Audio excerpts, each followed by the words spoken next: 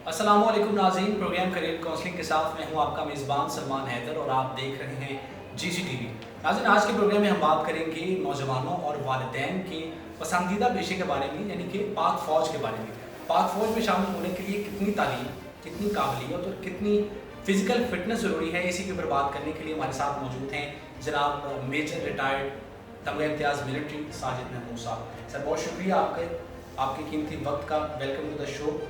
Thank you. जैसे कि बात हो रही है करियर काउंसलिंग के बारे में, तो मैं आप ही से स्टार्ट करूँगा कि आपका पाक फौज में ये सफ़र कैसे स्टार्ट हुआ, आपने किससे इंस्पायर हुए थे, वालिदैन ने कहा या कि आपको ये खुद से जज्बा था कि मैंने पाक फौज में जो है वो अपनी सर्विस प्रोवाइड करनी?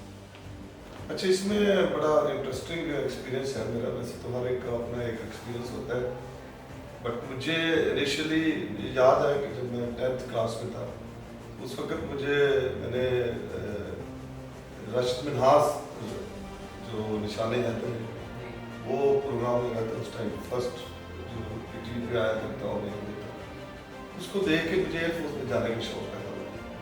तो मैट्रिक के बाद मैंने कोशिश की कि मैं एयरफोर्स में जाऊँगा, but it took quite long time.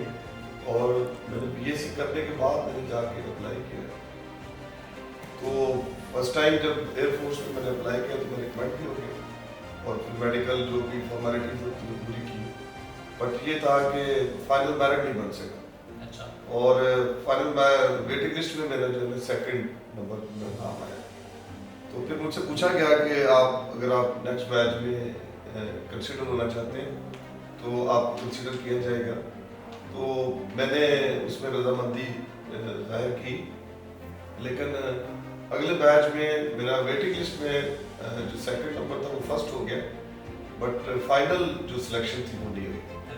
तो मुझे याद है आज भी, मैं जब गया वहाँ पर फैसलाबाद यूनिवर्सिटी फैसलाबाद में एयरफोर्स का जो रिक्रूटमेंट एंड सिलेक्शन सेंटर था, उनके OC से जब मैं मिला तो उन्होंने मुझे बताया कि आप जो है अगर एयरफोर्स में नंबर ऑफ सीट्स लिमिटेड होती है तो आप आर्मी में अप्लाई कर सकते हैं।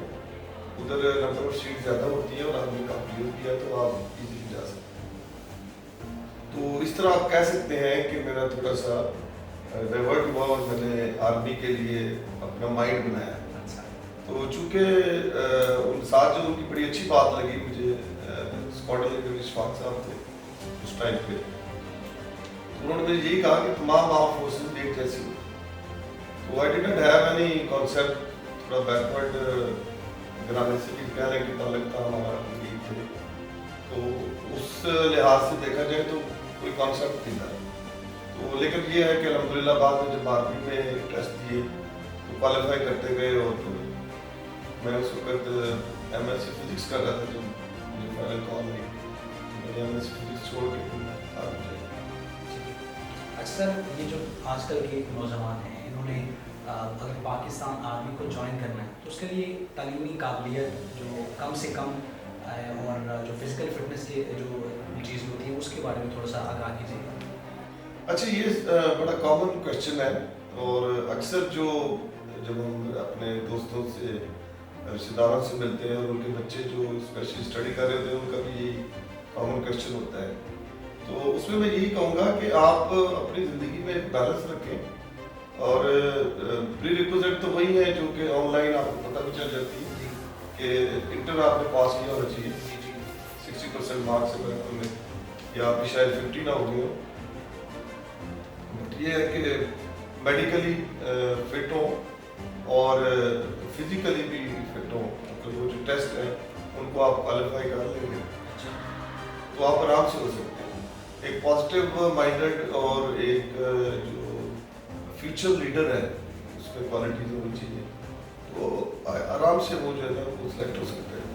अच्छा, तो एक तो वर्ड है पाकिस्तान आर्मी के अंदर भी जो है वो काफ़ी शोबे हैं, वो स्टूडेंट्स जो हैं वो अपने इंटरेस्ट को मद्देनजर रखते हुए क्या उसके अंदर उनको अपॉर्चुनिटी मिल सकती है, कौन कौन से शोबे हैं उनके, वो ज़रा बताइए पाकिस्तान आर्मी के अंदर। नहीं, इससे तो कहा जाता है कि जब आप ट्रेनिंग के लिए जाते हैं आर्मी में तो 2 साल की ट्रेनिंग सबकी कॉमन होती है और सारी इक्वल होती है।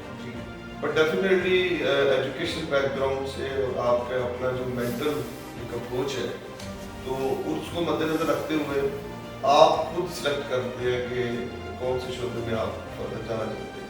جو مین لیڈنگ شعبے ہیں آرمی کے اس میں ایک انفینٹری ہے اور اس کے بعد آرمڈ کور ہے, پھر آرٹلری ہے, ایئر ڈیفنس ہے, اسی طرح باقی جو ہیں ای ایم ای ہے, الیکٹریکل میکینیکل انجینئرنگ کور ہے, اس کے علاوہ پھر آپ کی آرڈننس ہے. تو یہ مختلف قسم کے شعبے ہوتے ہیں.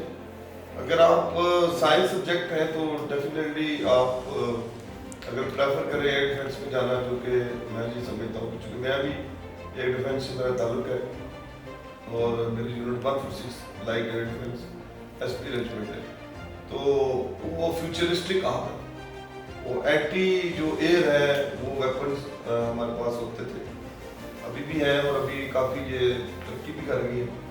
تو جو سائنس سبجیکٹ ہے نارملی وہ اس میں زیادہ کامیاب رہتے ہیں, but it is not necessary.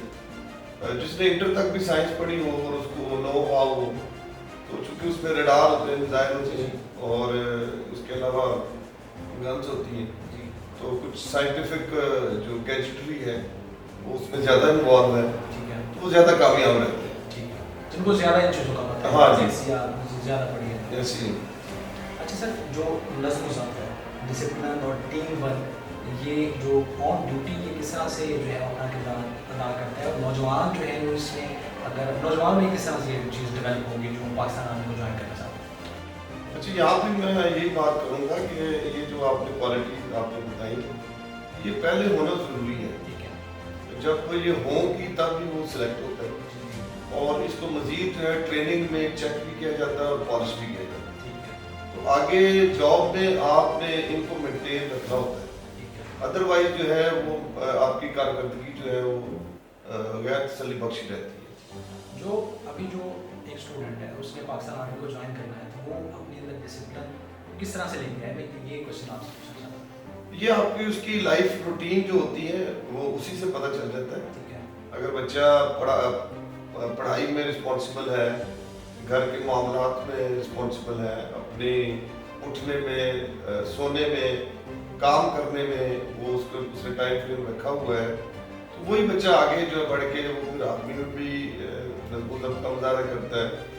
Rather میں تو کہوں گا کہ ہر اسفیئر آف لائف میں اس کا جو ہے وہ کارکردگی بہتری ہوتی ہے. سر بہت سے جو نوجوان ہیں وہ فوجی زندگی کی مشکلات سے بہت گھبراتے ہیں اور اس کے بارے میں جاننا بھی چاہتے ہیں, تو کس طرح کے چیلنجز جو ہے وہ فیس کرنا پڑتے ہیں؟ جو ایک نیا لڑکا آیا ہے پاکستان آرمی کے اندر, اس نے جوائن کیا, اس کو کس طرح سے جو چیلنجز ہیں وہ فیس کرنا پڑتے ہیں, اچھا اس طرح سے اوور کم کر سکتے ہیں؟ جی, ایک بڑی مشہور کہاوت ہے ہماری آرمی میں, وہ کہتے ہوتے ہیں کہ جی army is not merely a profession, it is a passion and it is a lifestyle. جی, وہ جو لائف اسٹائل کو جب تک آپ اڈاپٹ نہیں کریں گے تو اس وقت تک آپ کامیاب نہیں ہو سکتے. اس میں ضروری ہے کہ آپ میں یہ شوق ہو کہ میں نے آرمی میں اچھی جو ہے سروس کرنی ہے, اچھی کارکردگی کرنی ہے, ملک کی خدمت کرنی ہے, جذبہ ہونا چاہیے, ملک کو ڈیفینڈ کرنے کا جذبہ ہونا چاہیے. جب تک آپ میں یہ پیشن نہیں ہوگا تو میرے خیال میں آرمی میں آنا جو ہے وہ کوئی آسان کام نہیں ہے. ہاں, ظاہری بات ہے, کیونکہ آگے جب آپ سول سے آرمی میں آتے ہیں تو سارے ایک جیسے ہوتے ہیں. ٹریننگ جو 2 سال کی ہوتی ہے وہ آپ کو یہ سکھاتی ہے کہ آپ کو روبسٹ بنا دیتی ہے اتنا فزیکلی اور مینٹلی بھی, کہ جو آگے چیلنجز آنے ہوتے ہیں اس کے لیے بیسیکلی آپ کو تیار کرتی ہے. تو آگے پھر آپ دیکھیں ہم لوگ سیاچن میں بھی گئے, ہم ڈیزرٹس میں بھی ہم نے سروائیو کیا. اس کے بعد آج کل جو جس طرح یہ وزیرستان ہے, فاٹا کے علاقے ہیں, وہاں پر آرمی افسر کو سرو کرنا پڑتا ہے, اسے لڑنا پڑتا ہے. پھر اس کے علاوہ بلوچستان کے علاقے ہیں, تو پہاڑی ہو یا میدان ہو, ریگستان ہو یا جانا تو پڑے گا اور رہنا بھی پڑے گا اور لڑنا بھی پڑے گا. اچھا, ایک نوجوان ہے, اس نے پاکستان آرمی کو جوائن کر لیا, اب جو جس پوزیشن کو اس نے جوائن کیا ہے وہ اسی پہ تو نہیں ساری عمر اس نے گزار دی, اب اس نے ظاہر ہے وہ اس کو چینج بھی کرنا ہے, اپنی ترقی بھی मानेंगे तो तरक्की के लिए सबसे मेन जो चीज़ है वो क्या है आपके प्रोफेशन के लिए?